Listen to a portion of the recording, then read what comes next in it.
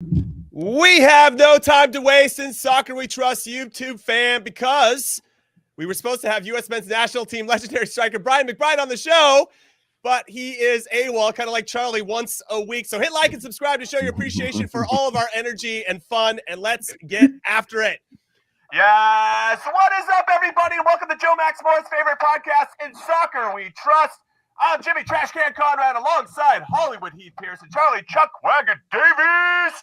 And we have plenty to talk about based on the performance of the U.S. men's national team player pool this past weekend. Most specifically, the 2-assist performance by the getting better every single week Yunus Musah in his club's 5-1 win over Getafe. But we were supposed to have a special show today with Brian McBride, absolute legend, 3-time World Cup player for us, U.S. Soccer Hall of Fame member. But he decided to pull his best Chuck Davies, and he's out. We can't get, no, I'm just kidding. He had some technical difficulties. We're going to have to get him back on a future show. I was excited to talk to him, though, Charlie, you in particular. I actually have a question about Brian McBride for you, Charlie, and then Heath, I'll get to you on this, and then we can get into, obviously, the recap of the weekend.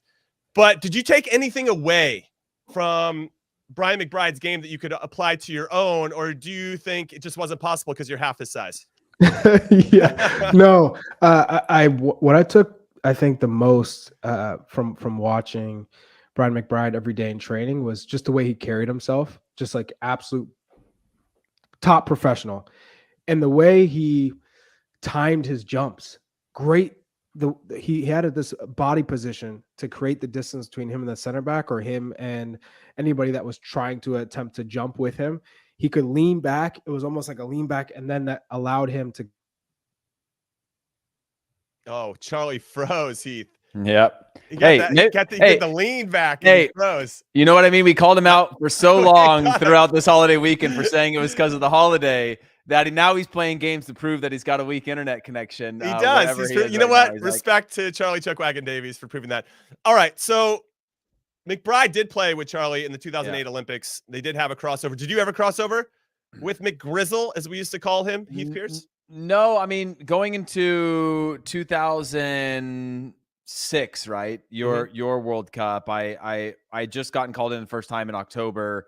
I never got the chance to play with him or have him in camp when I was in camp for any of those. I don't believe, because I think, my few caps, I had a January camp in there, which he wasn't part of. Obviously, I had my first game against Scotland, and then my last one, which I believe he would have been involved in, was the Germany game pre-World Cup. And so I never got a chance to cross paths with him. However, he was doing this at MLS All-Star. There was the MLS Next homegrown game, and he was doing this past All-Star game in Minnesota.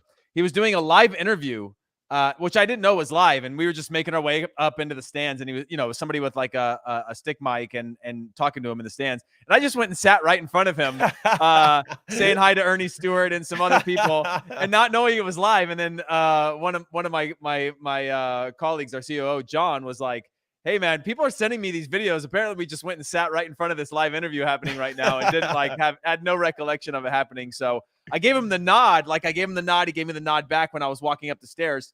And I realized what that nod was that he's live in an interview right now with the mic going back and forth. And I just sat directly in front of him with a camera looking up. It was like a high school stadium. So it wasn't like this big built out place where they were isolated. I just sat in the bleachers right in front of them, blocking their shot for a few minutes. So that was a fun thing to find out later on. But Brian, being the true professional that he is, and I had that opportunity to see that firsthand as well, Chuck, and welcome back.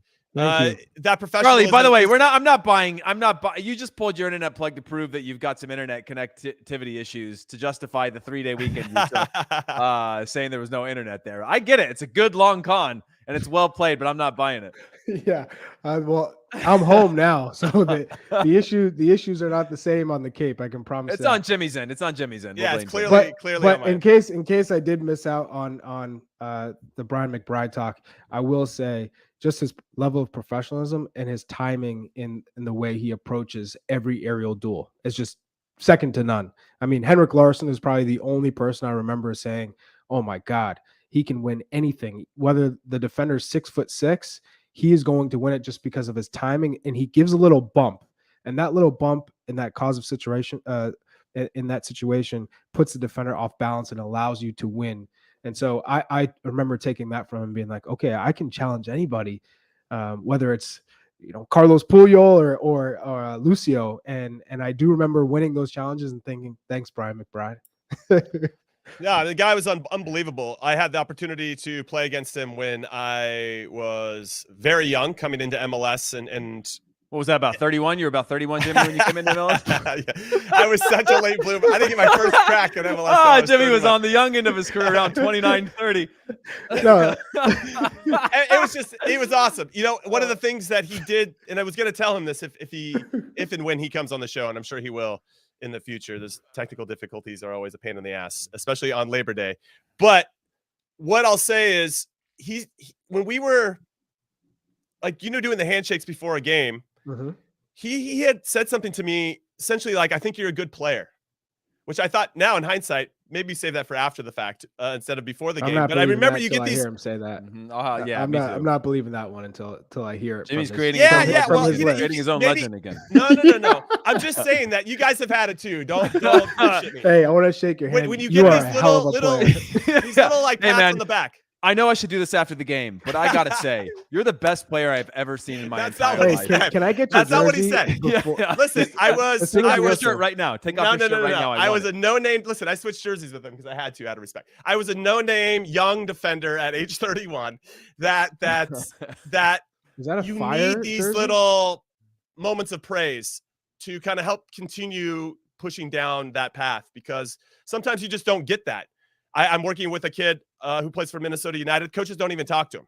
Don't give him any feedback whatsoever. So those little moments of praise, especially from a peer, right? When you get it from a peer, it means more, because the coaches, there's results and all this type of stuff. But when you get it from a peer, it especially a peer that you look up to, like Brian McBride, it makes a difference. I know you guys, you give me a hard time, but I know you guys have had that. I know. In your life as well. No, for sure. It's a hugely validating experience, especially in that period. Even any period, but Jimmy, your journey, your pathway, right? Like, I know that every step of the way, at least this was for me, you feel you give yourself a little bit of credit, but you know that, like, I'm not going to give myself too much, because like that's a vulnerability. I got to keep going on to the next thing, on to the next thing. But to have somebody else, I say this a lot, and is like talking about how good your own birthday party or the party you threw is different than somebody else talking about how cool your party was, right? Like, that's way more validating than talking about how cool your own party is. And so that's got to feel really good, especially when you feel like maybe still a little bit invisible at that point.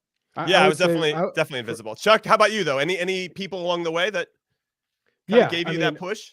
I was gonna say Thomas Dooley probably gave you a lot of advice when you're playing alongside him. You got to go back to the 1950 World Cup. I would say Carlos Bocanegra was the first player that I played alongside that said, you got the tools, you got it all. You just got to put it together. Because I was always asking him, why the hell is Bob Bradley just always seeking me out? And it's always like, you got to be better. And I'm like, I'm all the way on the opposite end of the field. Why is he? I just said do a Bob voice. He just went for the Bob voice. Do your Bob voice, Charlie. No. And I'm like, why is he coming after me? And he's like, because he sees potential in you, because you got it. It's all gonna happen for you. It's gonna click. Just keep going.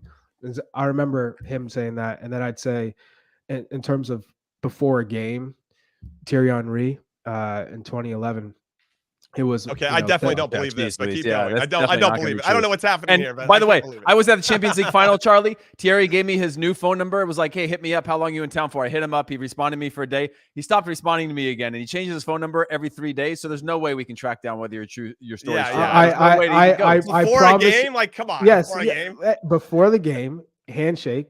Now, mind you, he's my idol. So we're about to come out, and he stops, and he's like, keep going. The way that you fought back from the accident is inspiring, and it's courageous. Keep going. And so I remember just being like, how the hell am I supposed to play this game? That's it. He's doing mental. He's like, yeah. he's in your head now. Rent free in your head. But I need this guy to not score tonight.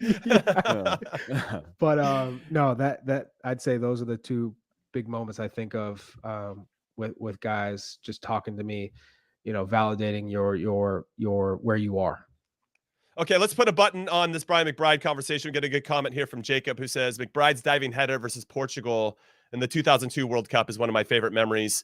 What is your guys' favorite memories of Brian McBride. Hit us up on ISWT Pod on Twitter as well. Drop us a follow if you're up for it. It would be nice. Just one extra click.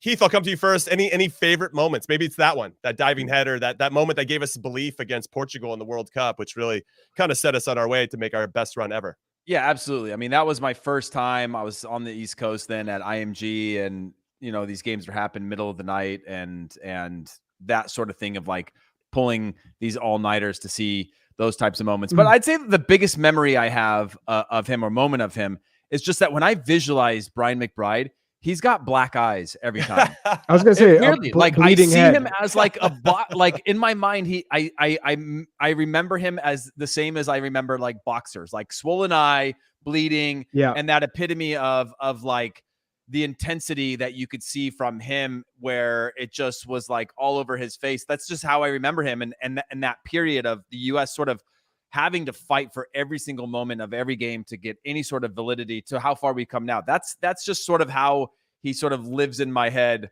rent free, is like swollen eyes, probably bloody nose, blood coming down from his head. And that's just like, it's a beautiful image of my teenage years watching the national team, and him, whether with the national team or especially his time at Fulham. Do you feel like that epitomizes what the U.S. men's national team is all about? Having him, symbolize that fight and that desire, and to run through a brick wall, Charlie, to achieve success. Because I feel like he does that for me in some ways, even though I was his teammate and got to see him deal with adversity and success. Obviously, it was fascinating to be around him, obviously, to all the points we've already talked about in terms of his professionalism, how he approached the game, how I'd say he was. For sure it's part of it. Mm-hmm. I'd say the grit, right? I'd say it's part of it. When you see McBride, the blood, the black eyes, it kind of shows what we're all about in terms of we're going to grind, we're going to fight through it. And he's, I think the way he did it too, always with a smile on his face, he's super professional. That's the part I always take from when I'm looking at his legacy is, yes, he's willing to put his head on the line for any goal, and just a phenomenal goal scorer. But I think you have to look at Portugal in the World Cup in 2002 as his defining moment for the U.S. men's national team. Yeah, it was incredible. I think the other image you guys are thinking about was when Daniel De Rossi elbowed him in the 2006 World Cup, Italy-US, and he had blood just gushing down. De Rossi got a red card. It was a big opportunity for us to take a man advantage and do something with it, and we didn't. We got 2 red cards of our own and went the other direction. I do want to say that his impact on Fulham, he played 5 seasons in the Premier League with Fulham, was really unheralded for an American player. He had such an impact on the club. They've named a pub for him at Craven Cottage. So that really just speaks to what he's about, both as a player and as a human being. All right, let's get into Fulham and the Premier League and our players playing abroad.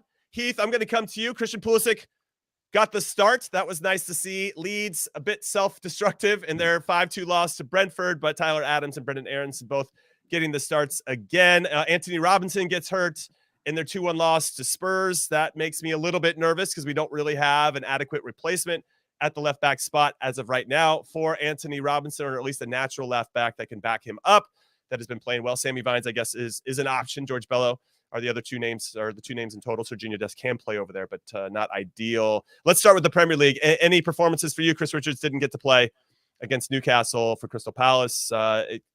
Hit me with your thoughts on any of these players in the Premier League. Well, the good thing is that Christian Pulisic started, so that means he'll be benched for another 5 games where he gets to play for the next sort of month as he goes into the national team camp. I thought he was solid. He was solid. He was solid. I think again for me is the worry I have for what we had hoped Chris Richards would be come World Cup time with his move, finding a permanent move away from Hoffenheim, where he was actually playing regularly, to a much bigger and better environment where he's going to improve day in and day out. But he's still at an age where he needs to be playing games consistently. That I'm not saying this has any effect on his ability to make the roster for the World Cup, but certainly that sharpness, I think, is something that I'm concerned about, because Palace they're a good team, and both their center backs are young and steady, and now in their 2nd season, and it seems like Patrick Vieira really rates them. So that's the one that I'm most worried about from the weekend in the Premier League. Although I do love the wild ride of Tyler Adams, Brendan Aronson, and especially our boy Jesse Marsh and all the memes that have come out about him over the weekend from the way he talks to officials. It's been some really funny stuff, but I love it, man. Yeah, he's definitely getting in there and ratcheting up the antics on the sideline. It feels purposeful in some ways for whatever reason. I'm sure he's got some method behind the madness. And they did get robbed. That should have been a penalty against Brentford, which I think would have made the game 2-2 if it was called at that point. And obviously they have to convert. But one worth getting upset about, and now the Premier League has come out at the officials in England to say this VAR stuff is a joke. We got to get this. It's just too many discrepancies and not enough consistency. Now, Charlie, as our resident number 9, let's talk a little Premier League. We don't really have a number 9 in there, so I don't even know why I let in with that. But we do have one in the championship, Josh Sargent. He scored again this week against Coventry. Wasn't playing the number 9 spot, was playing a little bit more off the shoulder of Timo Pukki, who did score first.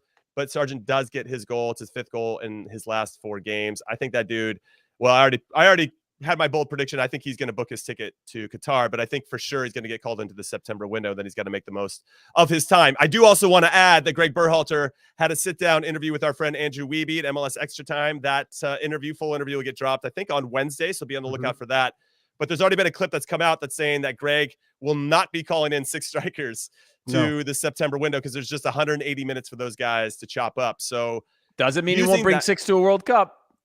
Yeah, well, that's true. That's a good point. He's not bringing 6 to a World Cup. Okay, but do you think Sargent? How are you feeling about Sargent and just what Greg said as well?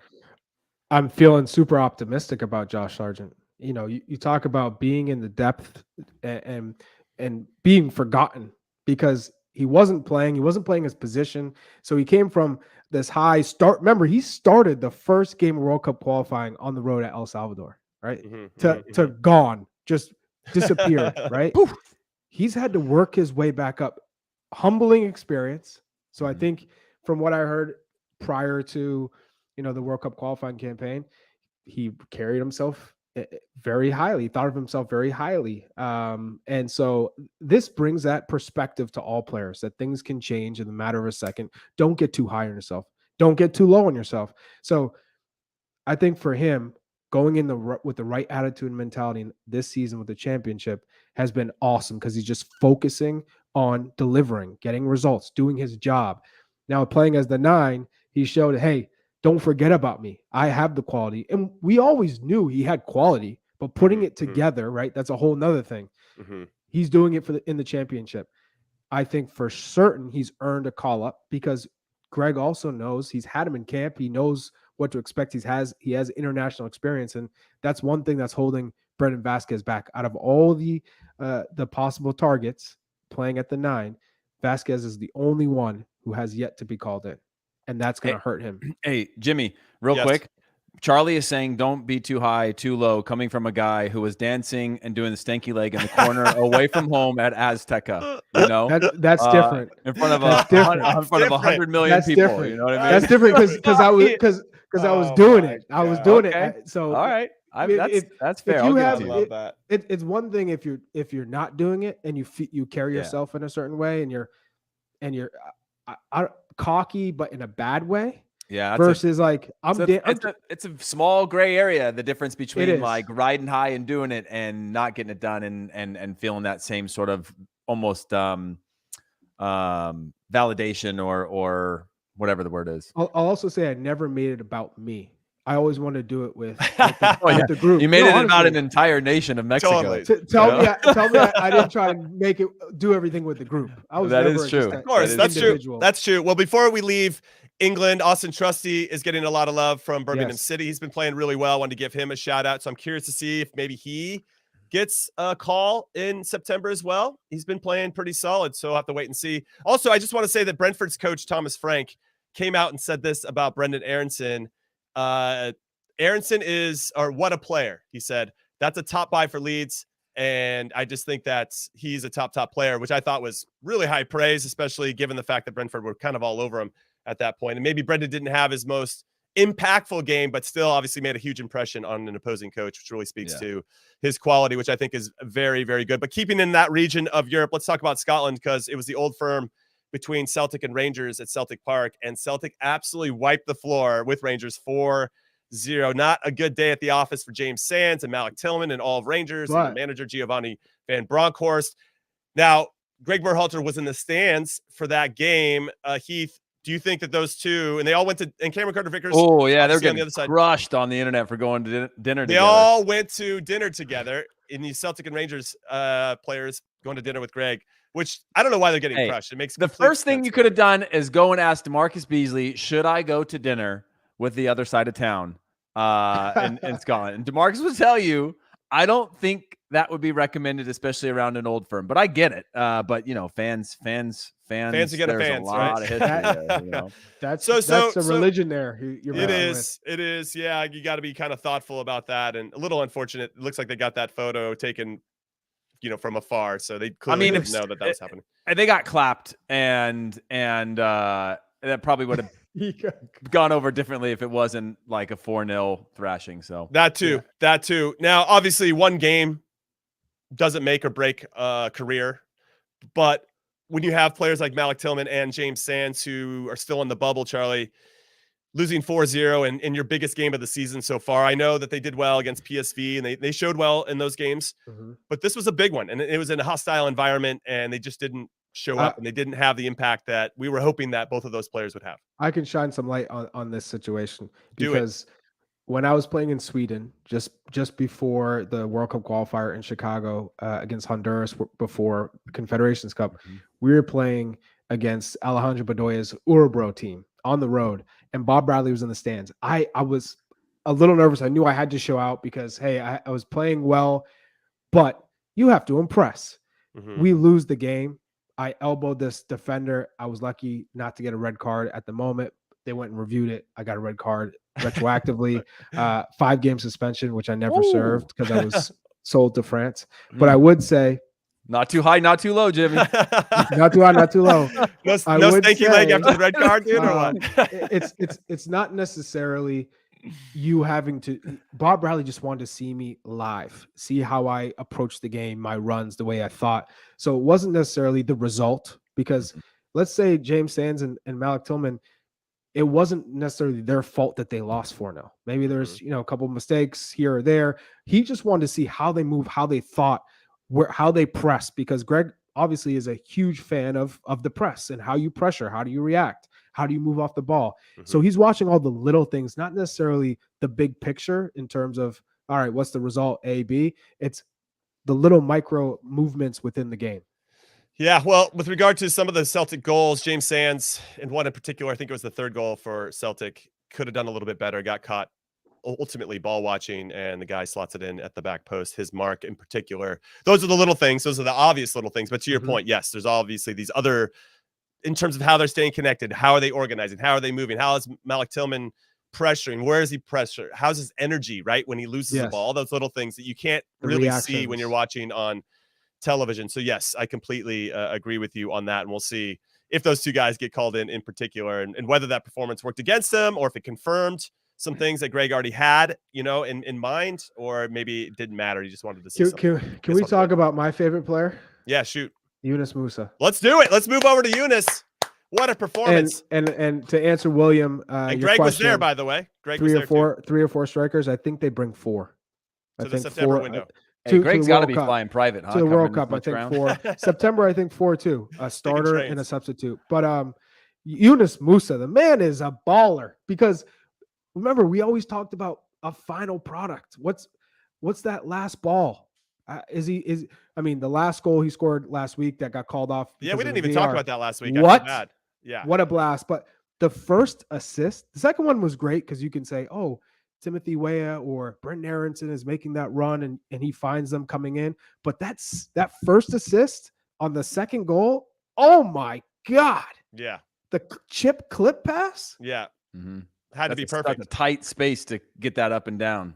Oh, I mean, it just really speaks to Gattuso. Him down now.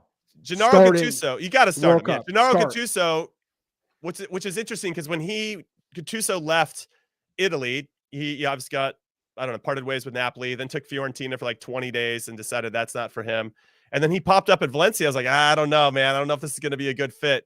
But it's been awesome for Yunus Musah in particular. And the fact that he plays him central and gives him the freedom to get forward and to try these things. And like I said in the intro, I mean, he continues to get better with every single game. And that goal that he scored last week, which was an absolute banger that got called back and maybe it shouldn't have, wasn't just against any goalkeeper. It was against Jan Oblak.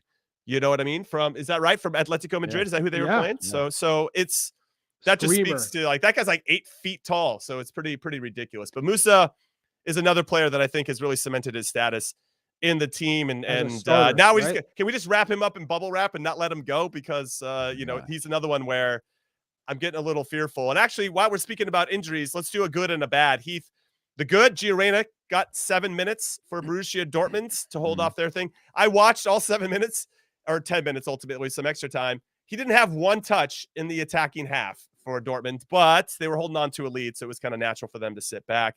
He just looks like he needs games. He might be fit, but he just needs to get game sharp. The other side of this, we didn't actually follow up on Anthony Robinson at left back. And since you're our resident left back, I wanted to get your thoughts. It looks like it's an ankle sprain, maybe a 4 to 6 weeker. I'm no doctor, but that's usually the average on that. That's enough time for him to get healthy for the World Cup, of course. But it makes me worried about us finally having a proper left back that plays the position and knows it.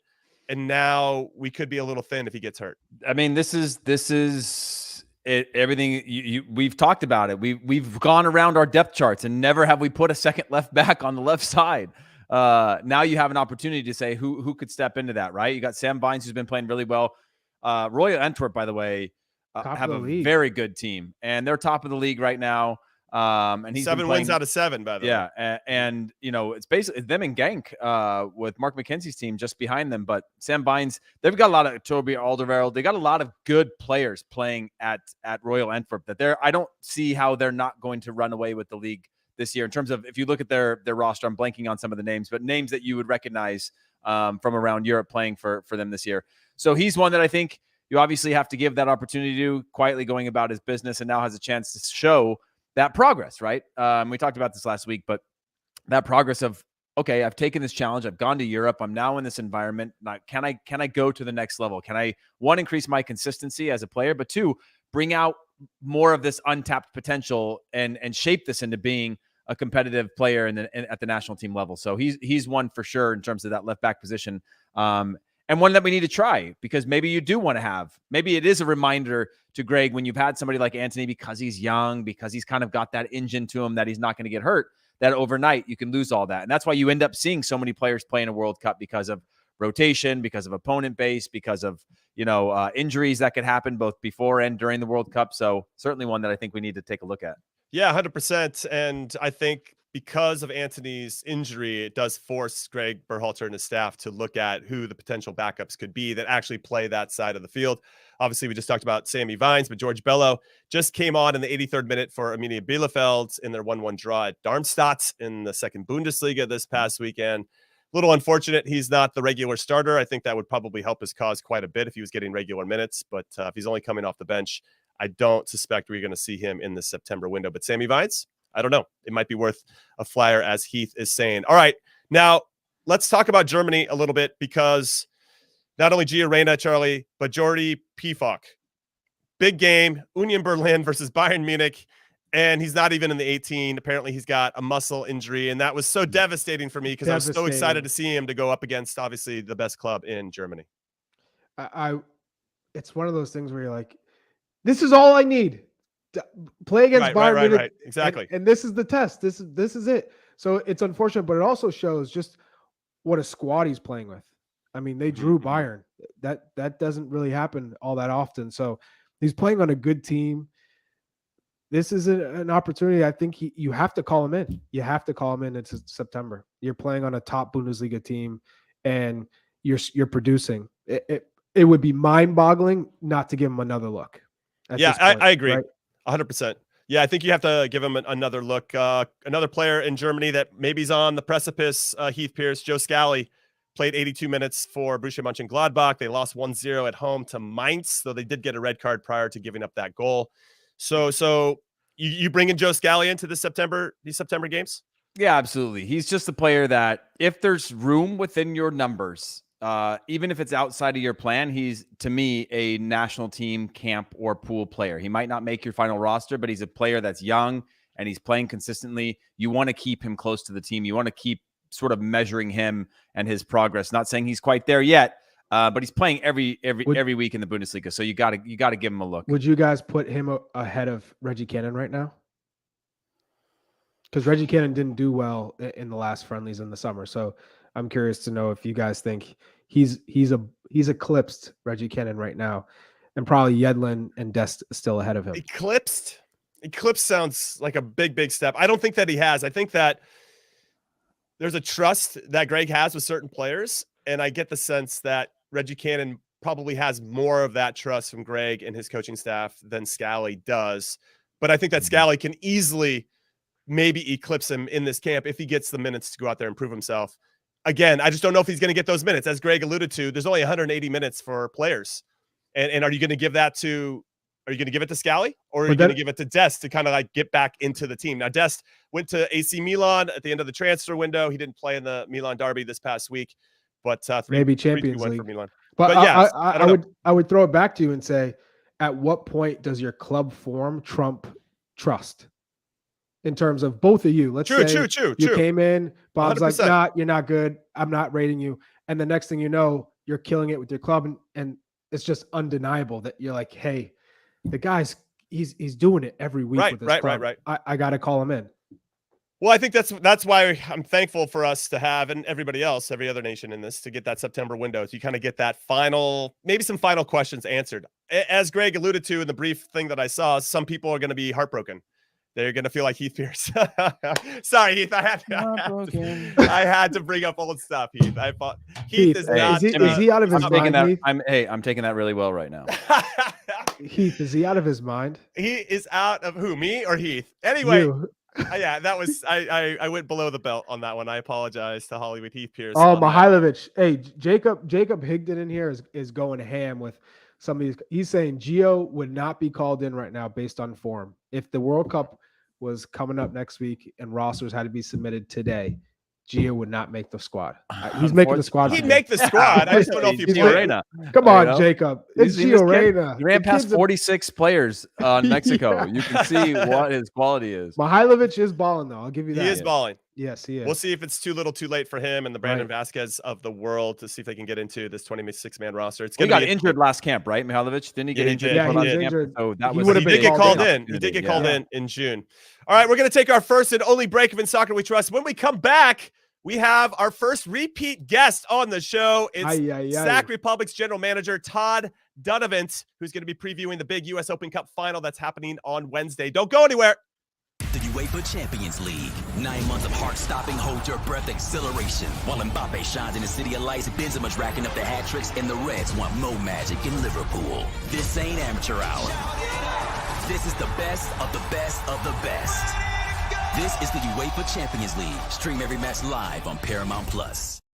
Welcome back to In Soccer We Trust. I'm Jimmy Conrad alongside Charlie Davies and Heath Pearce. And we appreciate your support. As always, hit like and subscribe if you're watching us on the YouTubes. Hit subscribe if you're listening to us on your audio platform of choice. That would mean a lot. Give us a 5-star review. We wouldn't say no to that. We also have some merch. Charlie's wearing a t-shirt, and I've got one of these cool coffee mugs. I also have a hoodie and a shirt as well. Heath has gotten nothing, and apparently he likes it that way. I don't know. No. That's what I tell my kids, like when they're complaining. You get nothing and like it, all right? But yes, Charlie's got the shirt. I got the coffee mug. Make sure you get some merch. We'll put all that information in the links below. Okay, let's interview and get on. Not Brian McBride, who apologized due to his technical difficulties. He'll be joining us in a future episode, so we can get all excited about that when it happens. But the general manager for the Sac Republic, who is trying to help a second division team in this country be the first second division team to win the Open Cup in 26 years. Mm-hmm. It is our friend and friend of the show, Todd Dunivant! Wow. You outdo yourself every time, Jimmy. I don't know how. Todd. It's part of my charm, T-O-double-D. So how are you feeling? Because Orlando is hosting the game. They've hosted every single game so far in this run to the Open Cup final. I feel like that gives them a slight advantage, even though and also I guess there's on paper, they are playing in a higher division than you. What do you say, Todd Dunivant? I say that they have every advantage. They, they are hosting. They have, all of those things in their favor. So we know that. And I think that's part of our challenge, right? Is we're going to have to come in and overcome all of those things. But that's what we've been doing, this entire tournament. So it's nothing new. We went down to LA and played in, hostile territory there and got the win against the Kansas City team that has won this tournament 4 times, and got out of that one. So, we aren't afraid of a challenge. I think it actually helps us. Todd, I saw that your name just says Todd D. Just the assumption that we all know, including all of our listeners, what your last name is because of the legend that you were. That was intentional. In terms of just where you're at in your season, does it feel like you're peaking at the right time? Does it feel like form-wise, or is it just regardless of form, it's a final and it shouldn't be difficult to get up for? No, form's always important. I think you guys know that. It's we're really pleased with where things are at. This tournament has lasted, it's going to be almost 6 months. That this from when we started back at the beginning of April. So this has been our whole season. We've been managing the Open Cup. This will be our 7th game in the tournament. So I think this will be maybe our 32nd game of the season, and it's just the beginning of September. So I think for us, we've been playing well throughout that. We still, we just popped up into, top 4 in our conference, which is important because that means you host first round of playoffs. So big credit to Mark and the team for balancing the 2 competitions. We all know how hard that is. And kudos to the guys for being able to do both. Well, Orlando City are coming in with 4 straight wins. They are in the form of their lives. When you look at them, what kind of problems will they pose for your squad?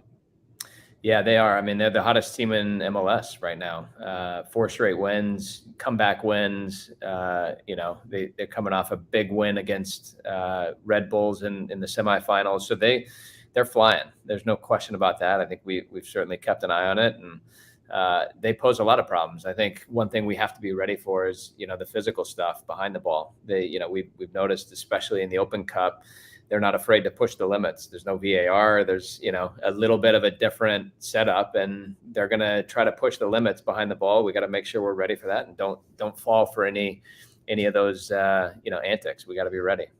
So, Todd, there were 103 teams that started in the U.S. Open Cup this year. We're now down to 2. This would be the first major trophy for either club, and it'd be the second time a club from Florida has won the Open Cup if Orlando does it, and be the first time for you guys. I think what's really unique about this is that not only is there prize money attached, of course, and that's cool, but you get a berth to the CONCACAF Champions League, which would be a very big deal for the Sac Republic. Yeah, I mean, it's a little bit crazy, right? Like, I think it's fun. Like, I think we enjoy that part. It is the last thing we've, talked about it. We don't talk about that. I think let's talk about it on the show here. It's fine. Just with us. Yeah. We know where our focus needs to be, but you're right. I mean, the winner gets that, and it's pretty well documented.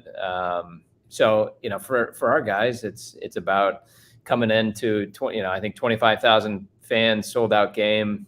We'll be sporting you'll be seeing some red around the stadium besides the purple. I think we're traveling well. We got a lot of fans that got tickets. So we will have our voices heard too, but I have a sneaky feeling that, everyone besides those 24,000 fans in the stadium outside are going to be rooting for Republic. And that's pretty cool. Yeah, it certainly seems like this is sort of the, when everybody can rally together, and it just seems like everybody is rooting for Sacramento. Todd, in terms of the club and the last time we talked and the club's grander ambitions, is there any updates or anything worth sharing on where you guys are at in your journey as a club and what maybe the next steps are? Yeah, I mean, right now we're kind of executing on what we planned for in the offseason was, hey, let's put a good team on the field and let's build a new stadium downtown, and we're working towards both of those. The team has been great. I think making this, the tournament itself has been, like I said, it's not just you get in hot form and you can kind of, catch fire at the right time. This has been a 6-month thing. So there's no flukes making your way through these things. And I think that's what's been great about our group is they've stood up to the challenge every single time and then managed that with, league form and all the other things that you have to do. So yeah, all eyes looking forward towards the final, and we know that good things are going to happen from there. There's a huge watch party that we're throwing back in Sacramento. There's a bunch of watch parties, around, surrounding towns, and it's really caught fire back home, and we'll be hearing those cheers all the way in Orlando. Did Jimmy get the invite for the to fly on the old private jet cross country? I was there in the semifinals. I thought that was going to be enough. That's a good look. Hey, Jimmy, you put in the work, dude. You put in the work. You did put in the work. It was hot. I was sweating. Hey, Jim, we appreciate you. Todd, there's no denying that this would be epic if you win this. What's the first thing that you would do if you do hoist this trophy? Are you taking the whole squad to Miami or to Vegas? Like, what's the feeling? Because this is absolutely massive if you are hoisting that trophy on Wednesday night. Yeah, I think you guys know how it goes after finals. It's party time, right? But we aren't in that mode. I mean, there's no question. Like we are so far from that right now. It's not even funny. I think it's all focus. We just got back from training. Our guys have been now in the heat for a week on the East Coast. We were in Louisville this past weekend, got here Thursday, to the East Coast, got some humidity, got used to that. It's different than what we're used to. And, we're kind of prepping, and, I think it's actually been good having that extra time. We've gotten used to the time zone, all those things that are settling in, and I think it's an advantage for us. But Charlie, whatever it is, you're going to be invited. All right. Yes, let's go. Wait, what? What about you? Yeah. To be fair, Charlie never got that invite to even from lost. the club the first time around. That's so true. It was lost. To be fair, though, Charlie's got 14 houses, so it could get lost anywhere along the way. Yeah. I got one question, Todd. Yeah. With the U.S. Men's National Team, Greg has made it known there's only 6 players vying for that number 9 spot, and probably 4 maximum, 3 minimum who are going to be selected. Who are your 4 out of Jesus Ferreira? I love Jordan this going Pefok, off Joe topic Sargent, with Todd Conrad, Dunivant. Haji Wright, and Brandon Vasquez. Who are your 4? Man, that is a tough question. I leave that to you guys, but Brandon Vasquez has been, you can't argue with the form that he's been in and what he's done in MLS this year. He's been a revelation, and I think, credit Pat Noonan and Albright and everybody there for, getting him to where he is. But you can't ignore guys like that, and they can, players like that make a huge difference, when they're playing well, getting real minutes and making a difference. So he's got to be in it. He's got to be in there. He's got to be in there. All right, I respect that. Now, for everybody that doesn't know, Todd has won, I don't know how many MLS Cups, 5. He won an Open Cup in 2005.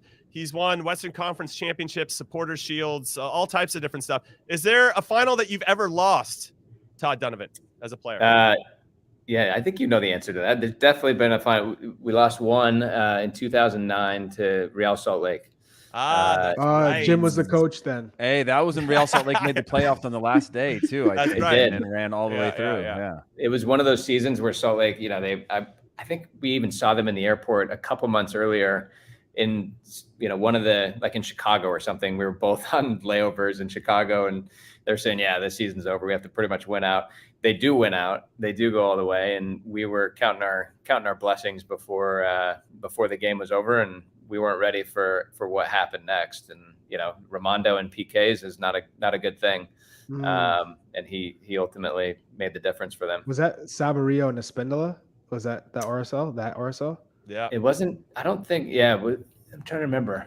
Definitely Espindola. Yeah, I think it was Sabarillo. Yeah. That was the start. And then they had those, 3, 4, 5 years of just being a really hard team to play against. That was Heath's favorite teammate, Olave, was on that squad. Man. That's when the coaches used to just tell me, just deal with him, I'm like, hey, I'm trying to push the lines up and he won't come up with me. He's like, yeah, but some guys you just got to deal with. And I'm like, that's not how back lines work. We should probably all be on the same page. I'll never forget the overtime of that game. I pulled my hamstring 5 minutes into overtime because I came into it, the game like hobbled, I made it through 90, but then 5 minutes in overtime, pulled it. We didn't have any subs left. Oh And my so God. Bruce was like, you got to stay out there. You gotta So- stay out there, Todd. Yeah. So I stayed out there. And fortunately, I was going up against Andy Williams, and he had something too. So we kind of just like hobbled around the rest of the game. And, just kind of marched Oh, each wow. other away. Oh, that's one of those like, hey man, like we both get this. Like it's probably not Yeah. going to come down to us. Let's just stay over here. Let's not Yeah. really tear our Yeah. muscles. Like, That's an amazing story. Yeah. Oh That's man. great. So the final is September 7th in Orlando City. It is on at 5 p.m. Pacific, 8 p.m. Eastern on ESPN Plus. Todd Dunivant, we appreciate you. We wish you the best of luck. You know how to win finals. Hopefully that'll be passed on to your players as well. This is a huge opportunity for your club, and we wish you the very best of luck. Todd Dunivant, everybody. Awesome. Thank you, guys. Good seeing you again. best of luck. Let's go. Later, Todd. All right, boys.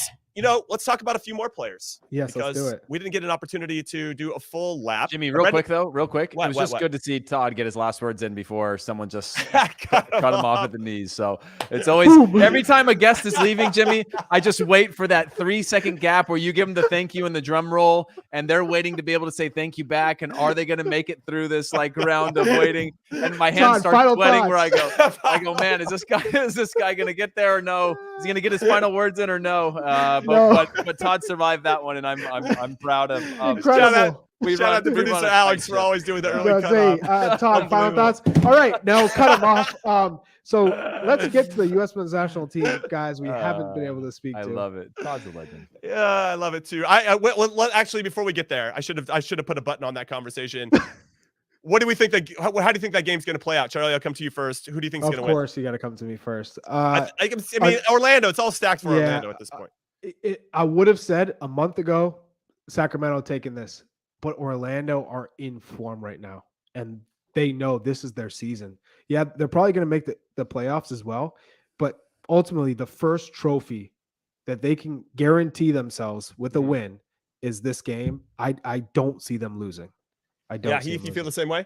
I mean, based on their form, right? 4 straight wins, like, and not against the easiest of opponents. And No. Yeah, away to the Red Bulls. Not an easy one. Yeah, Home away to Red Bulls, Charlotte, CFC, Charlotte, Phoenix New York Sounders. City and Seattle. Yeah, Yeah. Seattle. So teams that at this point of the season, great results, but I don't know, man. It's just hard for me to write off the underdog story of somebody going this far and not being like, yeah, we know they're in form. We're going to accept that they're in form. And yes, they're the favorites. And yeah, we might not dictate play. Yes, we're playing away from home, but we're going to fight like hell and make it, here's all the things that we can control type of thing. So I'm going to keep riding form just because I'm a Modesto kid. Sacktown is the closest thing that I have to a professional team where I grew up. So, or the closest distance to a profestional team. So I didn't ask. We didn't ask if regardless. you're riding with them. We asked if you think they're Charlie, gonna win. I can't go against that. Like that's like asking a fan of a team being like, hey, you gonna win this one? You're You're like, gonna lose this one. I would like of us course, to on win. paper, I would like yeah. us to win, but we're probably It's not going to be win. very hard, but I think Sacramento's going to bring it home. So I did go to that semifinal, and Kansas City missed a lot of good chances. I remember Johnny Russell essentially had a one-on-one, and 5-10 minutes into the game, if they score that, I think Kansas City runs away with it. And Stop wins. nodding your head, I Charlie. like It's how the you're final, prefacing man. this. I- like how but you're prefacing Having this. said Jim. that, I will say that when I won the Open Cup in 2004, my flex of the day, we had every game at home, and it made a difference. There's something about So this strike competition, two knowing you're in your friendly Sacramento. confines. I thought it made a difference. I think Orlando is going to also take advantage of this opportunity, I even knew though I we'd am get pulling. there. I'm pulling for Sac Republic from the heart perspective for all the reasons that Heath mentioned. I'm in Northern California right now, and obviously Todd's been a longtime friend, and it would just be a cool story for that to happen. But I just think everything is stacked towards Orlando, and because they're playing so well, and because Sac Republic just lost this past weekend, I know they've worked their way back into a favorable position in the table, but I just think Orlando City is going to have too much. They got to score early, though, and I think they got to make sure that Sac, because I saw Sac Republic grow into the game as Kansas City kept missing chances, and their goalkeeper kept making big saves. So Orlando, if they score first, I think they're Jimmy, gonna... you doing a match preview, or are you telling us which team? Well, going to win? I'm going to now What's pivot to going on Leeds here? United podcast because let's talk about Leeds. No, there was one player we didn't really get into. Timo Weah didn't play. I didn't know we were doing a pregame. We got, well, we don't have a chance. Jimmy Well, plays both. He plays Thursday, both dude. sides. You know, he plays both sides, Yeah, and he's doing a great job. maybe he's Baby. like a 51-49. You know what I He mean? goes, Like, you know what? They really grew into the game. They gave a I shit. did. I was there. I'm giving you Sporting factual- Kansas City, and Sporting Kansas City just couldn't All finish. right. Then if you're playing at it's home, good that's analysis. the It is biggest good analysis. advantage. Yeah. It is. It is. So yeah, I'm gonna But go with if Sacramento score early, listen. I just want to talk about Weston McKennie. Okay, he started and played Okay, 90 that's minutes fair. for Juve in their 1-1 draw with Fiorentina. And Pogba's I just want to getting give him a that shout out meniscus because I was a little surgery, too. nervous Yeah, because Moretti had come Pogba's in getting and that kind of taken his meniscus spot. surgery, which means and you no know, voodoo. right. He Pogba's he out for a said little he's keeping the voodoo to himself. So no witchcraft. So witch doctors, witchcraft gone. He is going to be on the mend. And Weston McKennie, I think, he's one of the manager's favorites at the end of the day. And I think he just has to continue to take advantage of it, play his way every week, making sure that he's cementing himself in that lineup. No, I agree with that. Also, Luca De La Torre sighting. He came on with 7 minutes left to go in Celta Vigo's 3-0 win over Cadiz, who are one of the worst teams in La Liga. He came in after the score was 3-0, but it was nice to see him get some minutes. Whatever, we'll take him. 7 minutes is 7 minutes. Eric Palmer Brown's Troyes drew at 1-1 at Rennes.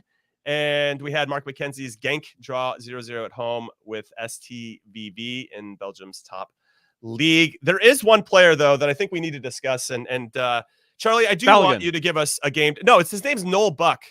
17. This kid was born in 2005. Yeah. And he looks like an absolute baller for the New England Revolution. He's Scored a an baller. absolute peach of a goal. This dude was born in 2005. I'm still trying to wrap my head around that. Yeah. But what do you think about his upside?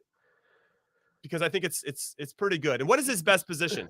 Tremendous upside. He could play a target striker. I think as a 17-year-old, you can't play the 9 necessarily right now. You got to mature and figure out where you can add a value. Are you saying he doesn't have hair on his chest and you want him to get some hair on his chest? Hey, he's not afraid to mix it up. stay with your chest. Right now, he's finding himself as a winger, and he's able to come inside, win aerial challenges, mix it up and win his 50-50 duels. But I think what's so impressive is his awareness in the pockets and being able to turn, play on the half turn, being able to take shots from distance, making good runs in the box. Just he plays well beyond his years. This is a player that you want to see with the under 20s, you want to see with the Olympic team take the right steps. But I wouldn't say all of a sudden, hey, you got to bring him into the full team. No, let him take the right steps, get his minutes with the Revolution. I think as a 17-year-old, he's got a fantastic start to his professional career. And just scored his first professional goal this past weekend. A nice shot from about 20 yards out. Nobody steps to him. He's like, "Thank you very much. I'm going to slot this."